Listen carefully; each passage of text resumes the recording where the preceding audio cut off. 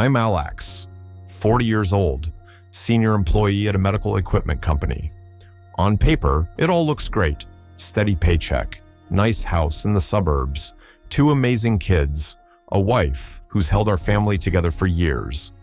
People look at me and think I'm living the dream, but the truth, I'm running on fumes. Most mornings I wake up at 5 a.m., already exhausted, staring at the ceiling, dreading the day ahead. My phone's buzzing before my feet hit the floor.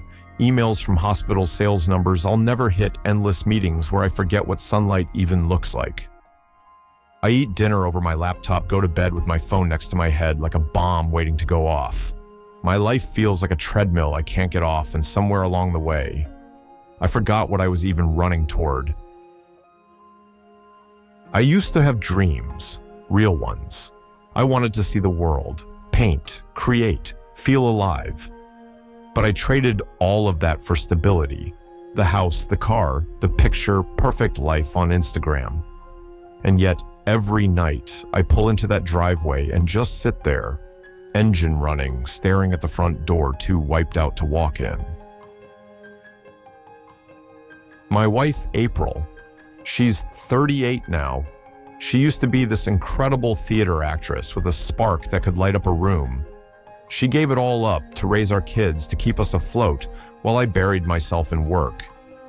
I love her, but sometimes it feels like we're 2 ghosts sharing the same house. And then there's Mia. She's 32, works in PR at my company. She's sharp, confident, full of life. She reminded me of who I used to be, and I let myself get pulled in. I thought it was just an escape from exhaustion, a breath of fresh air. Instead, it became a mistake that shattered everything I thought I had left. This isn't some picture-perfect success story. It's a confession from a guy who looks like he has it all, but feels like he's lost everything that matters. I let the grind, the loneliness, and the pressure push me into a decision I can't take back. If you've ever sat in your car after work too drained to step inside, if you've ever stared at the ceiling at 3 a.m. wondering where your life went, if you've ever been tempted to run from your pain into something that feels exciting, only to realize it was just destruction wearing perfume, this is for you. This is a lesson I wish someone had told me before I lost everything. And maybe, just maybe, my story can help you steer clear of the same trap. Stick around. This is The Truth, MD. Everything I told you in the intro, the pressure, the sleepless nights, the emptiness in my own home, that wasn't just a rough patch. It was the constant soundtrack of my life, a slow drip that wore me down, year after year. And like a crack in a piece of glass, it started small, but it spread quietly until I couldn't ignore it anymore. I buried myself in work, telling myself I was providing for my family, but deep down, I knew I was running from something. Sales quotas, endless bills, the mortgage hanging over my head. It all felt like chains tightening around my neck. I lived on caffeine deadlines and back-to-back meetings under fluorescent lights. And when your body's running on fumes like that, your mind starts to break down. Science even backs this up.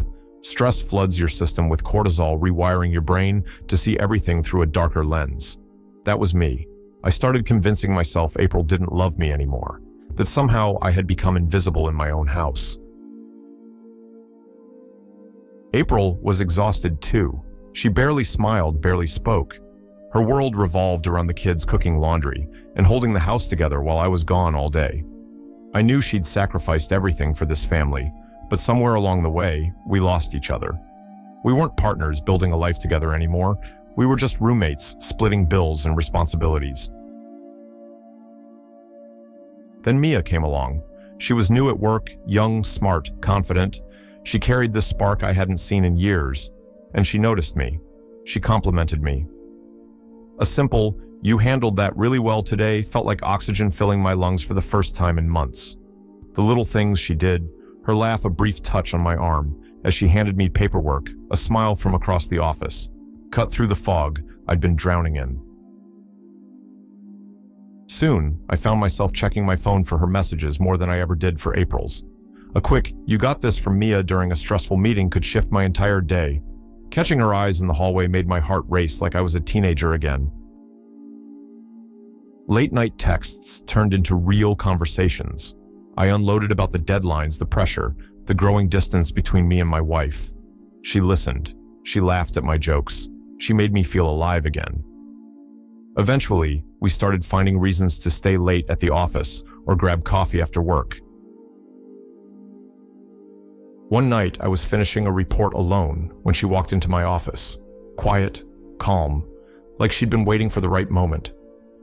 She rested her hand on my shoulder, and it felt like she could see straight through me. I can't even tell you who leaned in first.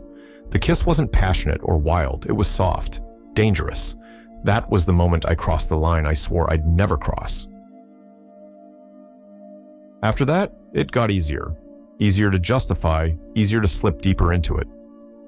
The texts weren't just about work anymore. The touches lingered. We built this little bubble where I wasn't the overworked husband or the stressed out dad. In that bubble, I felt wanted, desired. And in today's world where everyone is too exhausted to even look at their spouse across the dinner table, it's terrifying how easy it is to fall. I didn't wake up one morning and decide to cheat. I drifted. One message, one look, one late night. And by the time I realized what I'd done, I was already in too deep. That night, I came home late, ready to slip back into my role-tired husband. Long day at work, nothing to see here. I thought I could fake it like I'd been faking everything else. I still smelled her perfume on my shirt. My head was spinning with Mia, and I figured I'd just walk through that door, mumble an apology for being late, and no one would notice a thing. But the second I stepped inside, I stopped cold. The lights were low candles, flickering on the dining table. Balloons hung from the ceiling, and there they were, April and our 2 kids, all dressed up, beaming at me like I'd just come home from war. "Happy birthday, Daddy!" My daughter squealed, running over with a crayon-covered card that said, "I love you" in shaky letters. April was standing there with a cake she'd baked herself, not store-bought, not something she grabbed last minute. She'd done her hair, put on makeup, and was smiling at me like I was still the man she fell in love with. She leaned in, kissed my cheek, and whispered, "Happy birthday, babe." And I swear to God, I felt like I'd been punched in the chest. Guilt slammed into me so hard it stole my breath. My throat tightened, and my eyes burned as I tried to hold it together for the kids. This was my family. My son was holding a clumsily wrapped gift, proud of himself. My daughter was bouncing with excitement, begging me to blow out the candles. And April, the woman I swore to love to protect, had been planning this night while I was out betraying her. The room felt warm and full of love, but to me, it felt like standing under a spotlight, every lie I'd told screaming in my head. The smell of frosting, the sound of their laughter, it all cut me to pieces. I bent down to blow out the candles, and all I wished for was a do-over, a chance to be a better man. That night wasn't just my birthday. It was a gut punch, a mirror, a reminder of everything I stood to lose. I excused myself to the bathroom, locked the door, and cried silently like a coward, palms pressed against the sink. That was the night I swore I couldn't keep living like this. I couldn't keep lying to these kids who thought I hung the moon, or to this woman who still loved me enough to bake me a cake. For the first time in months, I didn't crave Mia's attention or validation. All I wanted was my family back. The very next day, I made a choice. I ignored Mia's flirty text, the one with a winking emoji and an after-work drink attached. I typed back, "Not tonight," and left it at that. My chest felt lighter as I drove straight to the small theater where April was performing. I wanted to show her I cared. I wanted to prove, if only to myself, that I was still the man who believed in her dreams.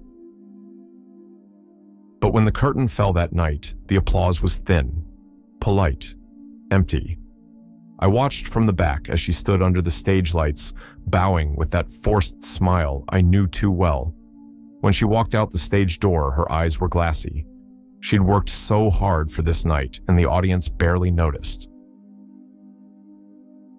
In the car, I reached over, put a hand on hers, and tried to find the right words. "Hey, you were amazing up there," I said softly. She looked out the window. "Stop." "I mean it," I said, trying to smile. "It's just, maybe this town doesn't get real art, you know." The second the words left my mouth, I saw it. The flicker of pain in her eyes. "So now I'm a failure and it's their fault, or yours," she snapped. I froze. "That's not what I meant." "God, you sound just like them," she said bitterly. "Like everyone who told me I should have given up years ago." My throat tightened. I was trying to comfort her, but somehow I'd made her feel worse. The silence in the car was suffocating. Finally, she said, "Pull over. April, please pull over." I did, and she was out of the car before I could stop her storming down the dark sidewalk, heels clicking like gunshots in the night. "April, please just talk to me," I yelled, slamming the door and running after her. She spun around, her face streaked with tears. "Talk. You think I want to talk to the man who's been gone for months? Even when you're here, you're not here, Alex." Her words hit me harder than any punch. I tried to explain, tried to tell her I was sorry, that I was trying, but everything I said only made her angrier. We stood there under a flickering streetlight, two broken people screaming at each other while the world moved on around us. "You don't get it," I shouted back. "I work myself to death to keep this family afloat, and somehow I'm still the bad guy." April's laugh was bitter sharp. "You think throwing money at us makes you a husband, makes you a father? You're a ghost, Alex. A ghost in a nice suit." Her words gutted me, and I couldn't stop myself. "And what about you? You think this is easy for me, watching you mope around this house like everything's my fault?" That's when she froze, her jaw tight, her eyes blazing with hurt, and I knew I'd crossed a line I couldn't uncross. She turned away, her shoulders shaking, and walked faster, further down that empty street. I followed, helpless, every word I said making her flinch like I was cutting her open. It felt like the night was swallowing us whole, our marriage, our love, everything we'd built right there on that dimly lit sidewalk, and I couldn't stop it.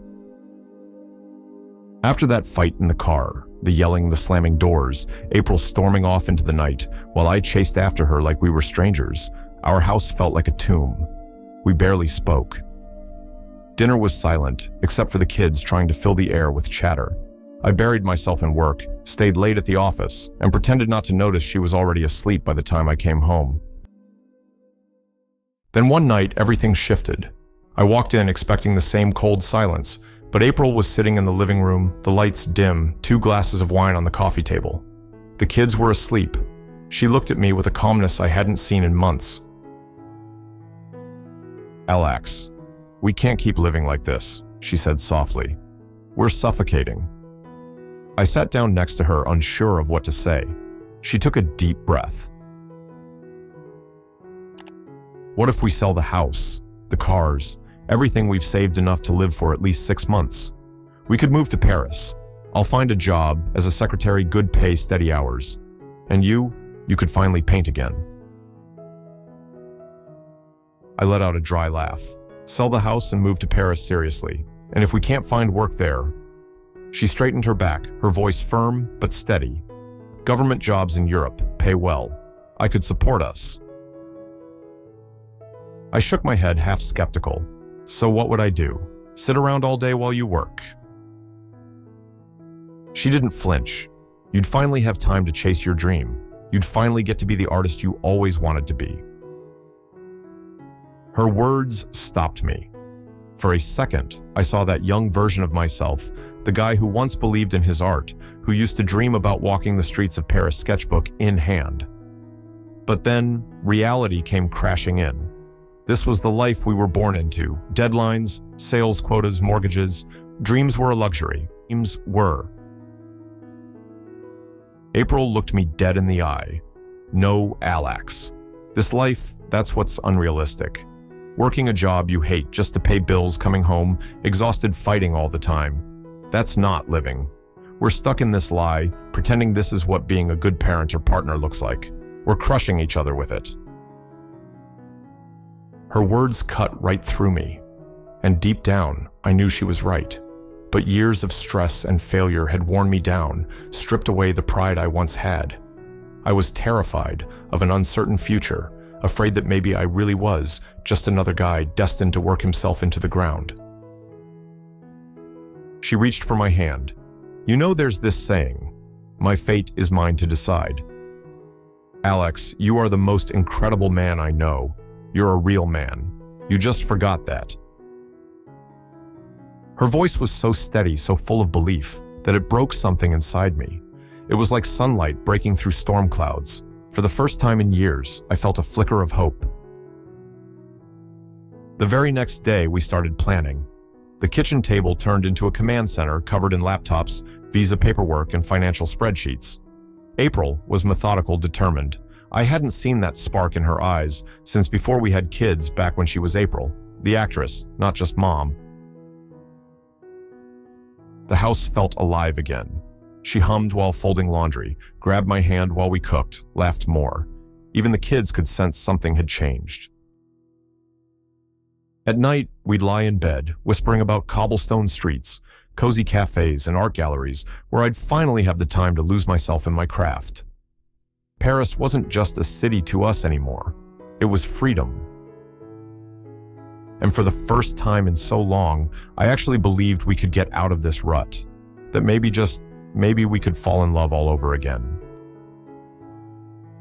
The next morning, I walked into the office lighter than I'd felt in years.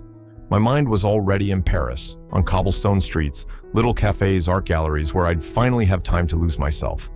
I was practically whistling as I passed my coworkers, not even noticing the looks I was getting. We'd crunched the numbers, filled out the immigration paperwork, and in just 2 months, we'd be leaving this all behind. April was glowing too. She'd been to the embassy that morning, and there was this fire in her eyes I hadn't seen since before the kids, back when she was April the actress, not just mom. We didn't care about the whispers from coworkers or neighbors. People smiled to our faces but called us crazy behind our backs. Let them. They'd never understand what it feels like to be suffocating in a life that looks perfect from the outside. At home, the air felt alive again. April would drop whatever she was doing to meet me at the door when I came home. There were kisses, laughter, family dinners that didn't feel like obligations. The house that used to feel like a cage suddenly felt like a place we could breathe. For the first time in a long time, I felt like we might actually make it. And then, life threw a curveball. I just decided to let go of everything to trade in this corporate grind for freedom when my boss called me into his office. He praised my performance, said I'd helped lead the company through massive growth, inspired the leadership team. And then he offered me everything I thought I wanted, years ago, a branch director role, a huge raise, the kind of position I'd worked myself to the bone for. I just sat there stunned. All those years I'd sacrificed for this moment, and now that it was here, I wasn't sure I even wanted it. Over lunch, my boss leaned in and said, "Alex, opportunities like this don't come around twice. If you don't take it, someone else will." His words stuck with me. That night, as I was wrestling with the decision, April looked at me with a mix of excitement and fear. "I'm pregnant," she whispered. My heart stopped. Suddenly, our future wasn't just about us anymore. I saw the worry in her eyes, the way she knew this news might shatter everything we'd been dreaming of. Deep down, I felt trapped. After years of grinding for stability, I realized I'd never truly had a choice. I wrapped my arms around her, told her we'd figure it out. But inside, I was already pulling away from Paris. In the end, I took the job. I chose safety over freedom. April was crushed. I watched the light in her eyes dim, that fire slowly fading. She stopped talking about Paris. Our marriage slipped back into survival mode, 2 people living side by side, trapped in roles we never asked for.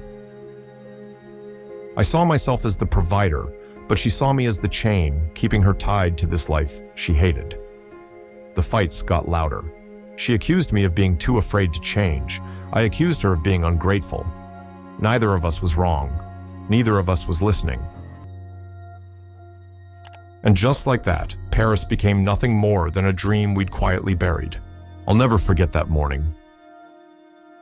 I was just trying to wake myself up, splashing cold water on my face. Then I opened the bathroom cabinet and saw a small, cheap bag shoved behind some towels. Inside was a home abortion kit. My hands went cold. I walked out the bag dangling from my fingers, and April froze when she saw me holding it. "April, what is this?" My voice cracked.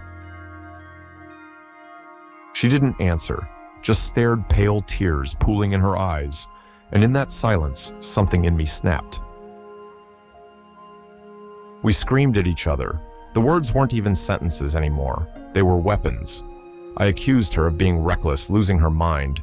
She fired back that I'd crushed every dream she ever had, that I was just a coward hiding behind a paycheck.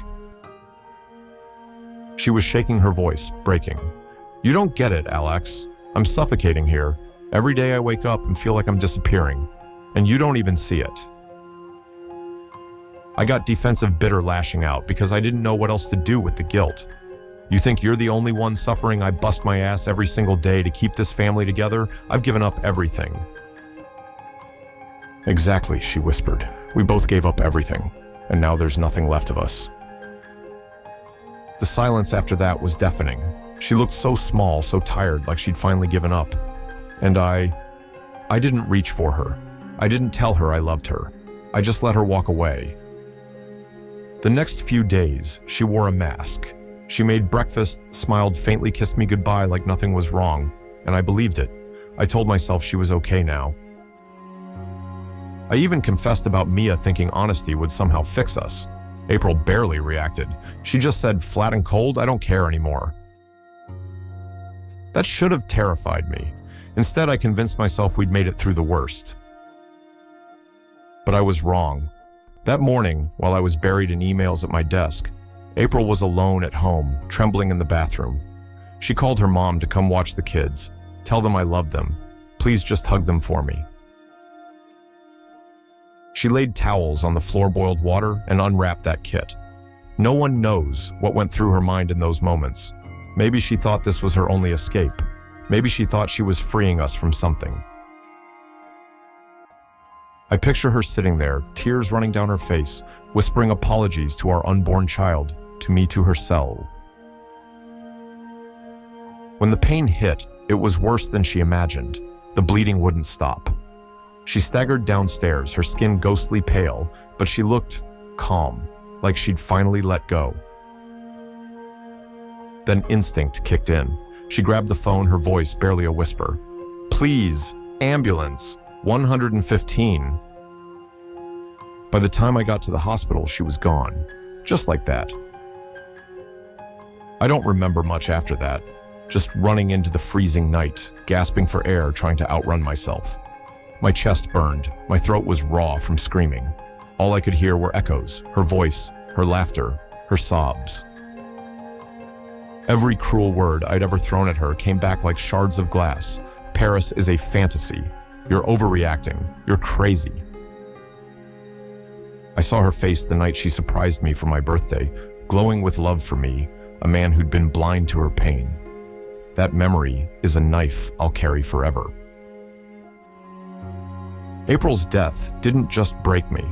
It stripped me bare. I'd spent years hiding behind being a good husband, providing, being responsible. But the truth is, I wasn't there. I didn't see her pain until it swallowed her whole. Our story isn't just about a marriage falling apart. It's about what happens when silence becomes a language, when dreams die quietly, when the people you love most feel invisible. April's gone. Paris never happened. And now, I'm standing in this house that feels like a mausoleum, haunted by her laughter, her tears, her dreams I called foolish. This pain, it's the kind that changes you forever. The house felt hollow, too quiet. Her laughter was gone, and every room felt like it was holding its breath. The kids would look at me with those big questioning eyes and whisper, "Where's Mommy?" And I'd force a smile, swallow that lump in my throat and say, "Mommy loves you so, so much." But I couldn't tell them the truth, not yet. Everywhere I looked, she was still there. Her mug was on the counter, her favorite blanket folded neatly on the couch. Her perfume still lingered in the closet. It felt like I was living in a shrine, not a home. I was drowning. Nights turned into hours of replaying every argument, every sign I missed, every cruel word I'd said. I thought punishing myself was the only way to honor her.